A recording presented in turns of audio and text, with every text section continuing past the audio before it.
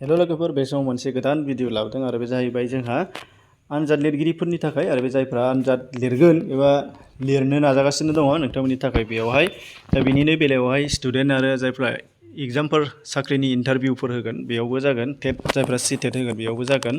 दा बेफोरनि गोनां जाजोबगोन बेयो, बे जाहैबाय बर' सोदोब आरो बिनि ओंथि।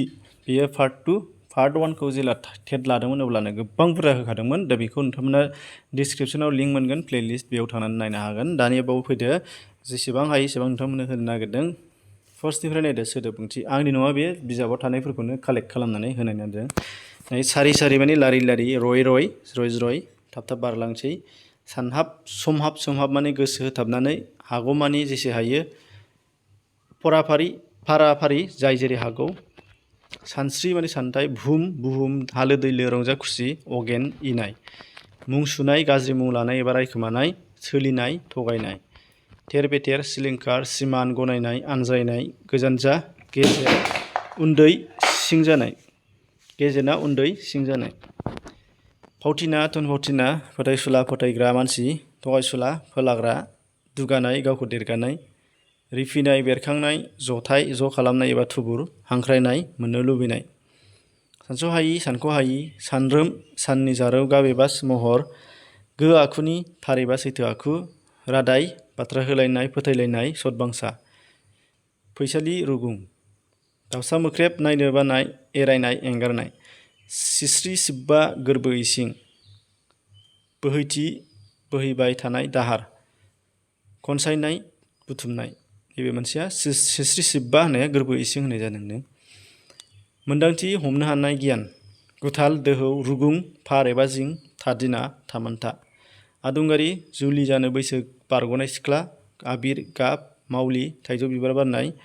इटार, कार्बनिक मुवा, नबथि, न' गोदान। नैबे गोनां जागोन नबथिया। सेलुएट, रिल, जेराव सावगारिफोर हाबनानै थायो। सानस्रि, सानमोन्दांथि, गुमुर, सिंनि बाथ्रा। जुग, पुरुष, मुगानि सुबुंसाय, महापुरुष, सिबिसुला, सिबिग्रा, फुजिग्रा। भान्डारि, बिहोमा, मावथाय होनाय। सान्थौ, गोथौ ओंथि गोनां बाथ्रा। दोरोङारि, सिगांनिफ्राय सोलिबोनाय गोजाम नेमखान्थि। बे गोसोखां बिलाइ, दा बिलाइ। इलेक्सन, बिसायख'थि। फन थाखा, फिसा हिन्जाव बिलाइनाय समाव लानाय रां, बे गोनां। जोंलारि, अख्रांमा, आन्थोरजयै, लेन्थ्रियै एबा फारि फारि। खोरथि माने सोरखि। थर माने मोन्दांथि। बानबुंथि, दान्थे बिदान्थे, बानबुंथाय।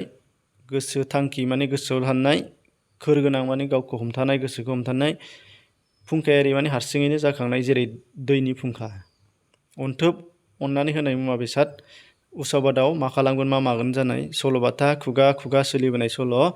मुंदांखा, मुलुगनाङै मिथिजानाय।